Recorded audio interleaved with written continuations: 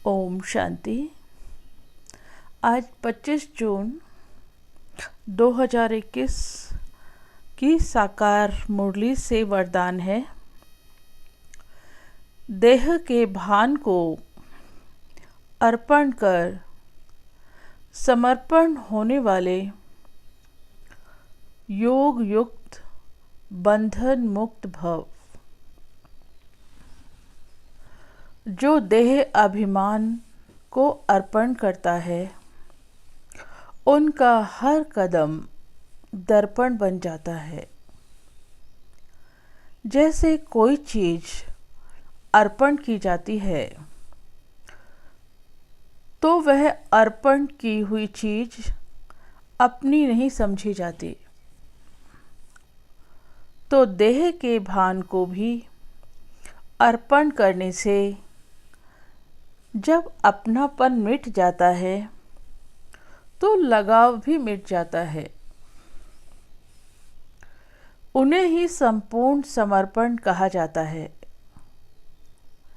ऐसे समर्पण होने वाले सदा योग युक्त और बंधन मुक्त होते हैं। उनका हर संकल्प हर कर्म युक्ति युक्त होता है। तो देह के भान को क्या करना है? अर्पण करना है। क्योंकि 63 जन्मों से हम देह के भान में ही हैं और देह के भान में होते हैं तो क्या देह की ही दुनिया है। तो देह की दुनिया में ही हम रहते हैं। अपनी देह को और दूसरों की देह को देखते हैं। और जब दूसरों देह के भान में रहते हैं और देह को ही देखते हैं तो हमारे अंदर विकार भी पैदा हो जाते हैं। 5 बड़े बड़े विकार और उसके अलावा सूक्ष्म विकार तो बहुत सारे हैं। तो धीरे धीरे आत्मा गिरावट में आती जाती है और ये विकार हमारे मस्तिष्क को हमारे मन को पूरा जकड़ लेते हैं। तो हम खुद ही अपने बंधन में बंध जाते हैं। एक पिंजरे में कैद हो जाते हैं। क्योंकि जितना भी हम इनको निकालना चाहते हैं उतना और ही बढ़ जाते हैं। अब रावण है। अब इसी का दृष्टांत क्या है कि रावण को हर वर्ष जलाते हैं। अब एक बात बताइए, कोई वस्तु एक बार जला दी गई तो वो तो परमानेंट नष्ट हो जाती है। लेकिन यहाँ पर एक ही चीज है जिसको हर वर्ष जलाते हैं। तो हर वर्ष क्यों जलाते हैं रावण को? क्योंकि वो हर वर्ष पैदा हो जाता है। तो रावण क्या है? 5 विकार और उसके साथ अटैच हुए सूक्ष्म विकार।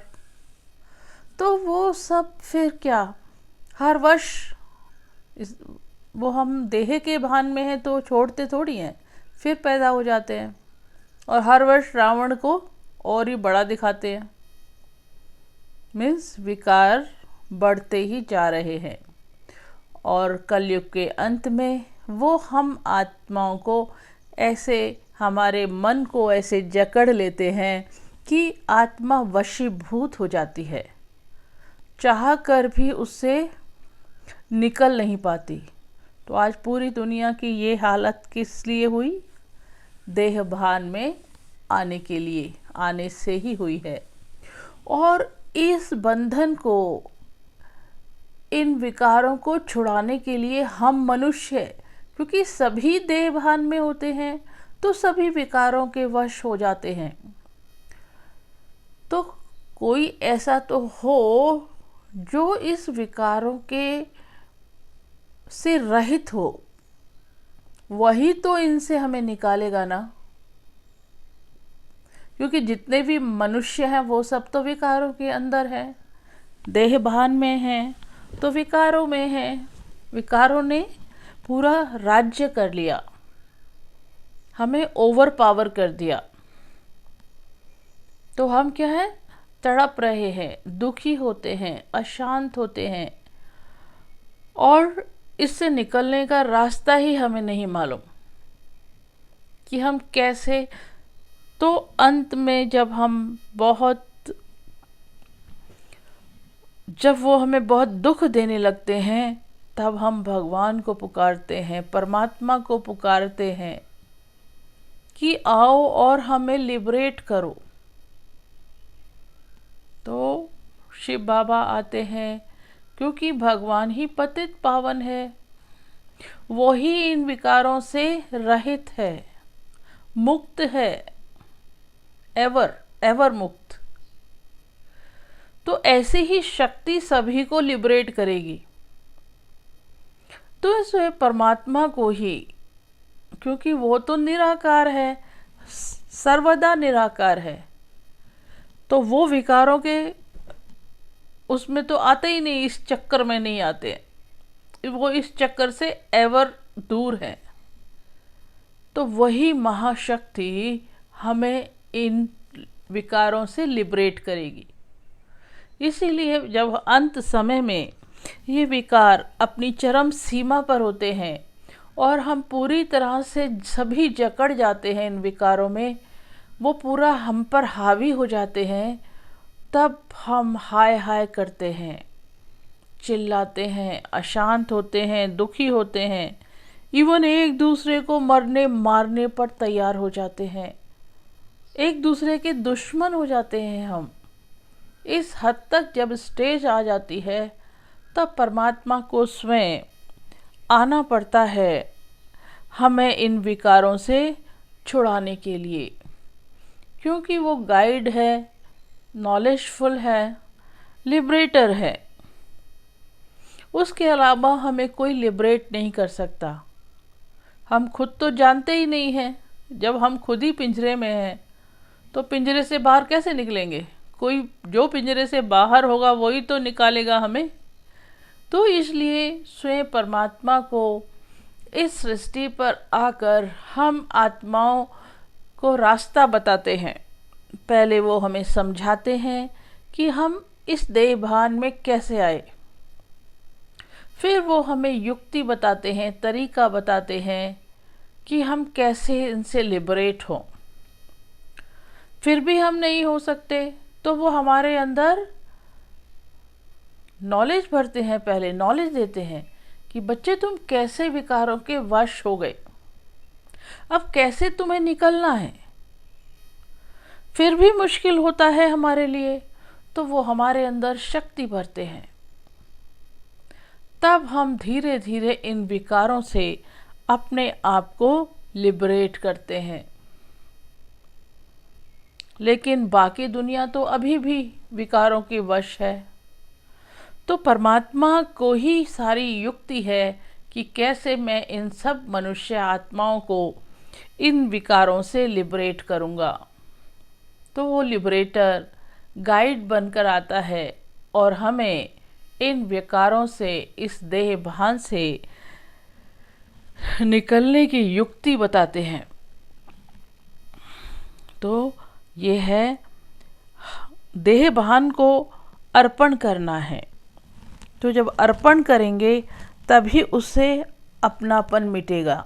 मतलब अर्पण करना, दे दिया हमने किसी को, हमने देह भान को अर्पण किया, मतलब दे दिया, भगवान को दे दिया, ये लो आप, ये देह भी मेरी नहीं। जब हम जिस देह भी मेरी नहीं, देह को ही हमने अर्पण कर दिया, तब इस देह से हमारा लगाव, अटैचमेंट कम हो जाएगा, धीरे धीरे समाप्त हो जाएगा, और मैं अपनी ओरिजिनल स्टेज में स्थित होंगी कि मैं निराकार, अजर, अमर, अविनाशी आत्मा हूँ।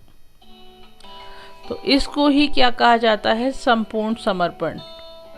तो जितना जितना हम इस देह को अर्पण कर देंगे, इस देह के भान से मुक्त हो जाएंगे। तो किसको अर्पण करेंगे? बाबा ये देह मेरी नहीं है, ये तो आपने दी है, ये मेरा मर्जीवा जन्म है, तो ये देह आपकी है, आपकी अमानत है, आप ही संभालें। तब जब बुद्धि में हमारे ये विचार शुरू होंगे तो हमारा देह से अटैचमेंट खत्म होता जाएगा, और जब देह से अटैचमेंट खत्म होता जाएगा तो देह का भान समाप्त हो जाएगा। तब मैं इन विकारों से लिबरेट हो जाऊंगी, क्योंकि देह में ईर्ष्या, द्वेष, कंपैरिजन, कंपटीशन, घृणा, ये सब भी हमारे अंदर होता है ना। तो ये सब चीज़ें कब निकलेंगी? जब हम देह को ही अर्पण कर देंगे, देह भान से मुक्त हो जाएंगे, तब हम समर्पण, संपूर्ण समर्पित हो जाएंगे, तो फिर बंधन मुक्त बनेंगे। तो इसके लिए योग युक्त होकर रहना है, अपने आप को आत्मिक स्थिति में स्थित करके निरंतर ये प्रयास करना है और इस देह भान को बाबा को अर्पण कर देना है। तब मैं आत्मा इस देह के बांध से मुक्त हो जाऊंगी और विकारों से मुक्त हो जाऊंगी। ओम शांति।